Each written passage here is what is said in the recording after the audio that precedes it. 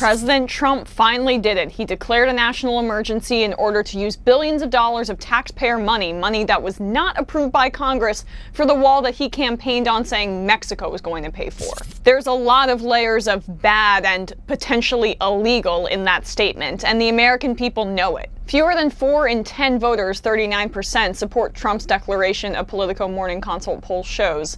The percentage of poll respondents who strongly oppose Trump's decision, 41%, is greater than the combined share of those who strongly support, 26%, or somewhat support, 13%, the national emergency declaration. That's some bad numbers, or ratings, to speak Trump's language. Congress just approved around $1.4 billion for border fencing, well below the over $5 billion that Trump was requesting. But with this national emergency money, he can reportedly get $6.5 billion by reallocating funds using executive and emergency powers. It's by definition undemocratic. Congress is supposed to have the power of the purse, and they did not approve funding for his wall. Straight up. What's more, the American people don't want it, as the poll numbers bear out. 16 states have already sued President Trump in response to this unconstitutional breach, something Trump himself fully said he'd be expecting. And we will have a national emergency, and we will then be sued, and they will sue us in the Ninth Circuit,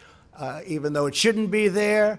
And we will possibly get a bad ruling, and then we'll get another bad ruling, and then we'll end up in the Supreme Court, and hopefully we'll get a fair shake, and we'll win in the Supreme Court. That's actually how he talks. But while the 16 suing states are right that the Constitution has no clause giving the president emergency powers, presidents before Donald Trump have used unilateral executive action without congressional approval. For example, Obama did it to protect the parents of DACA recipients.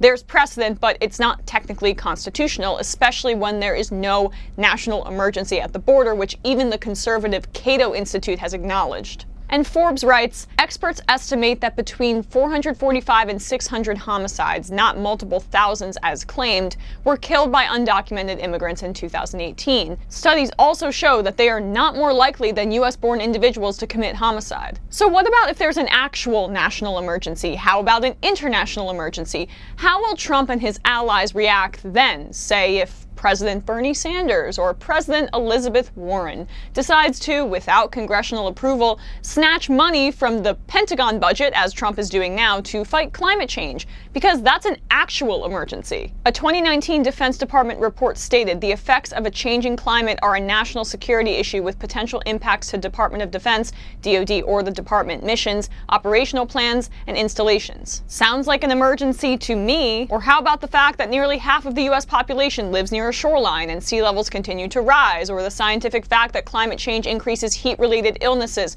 respiratory problems, and waterborne diseases in floodwaters? The point is that President Trump and his allies better be careful, because he is setting a precedent by using national emergency funding for a fake emergency. But if a progressive takes him down in 2020, he and his oil buddies could be feeling the burn, pun intended, when national emergency funds are allocated to wipe out their dirty business that is destroying our planet.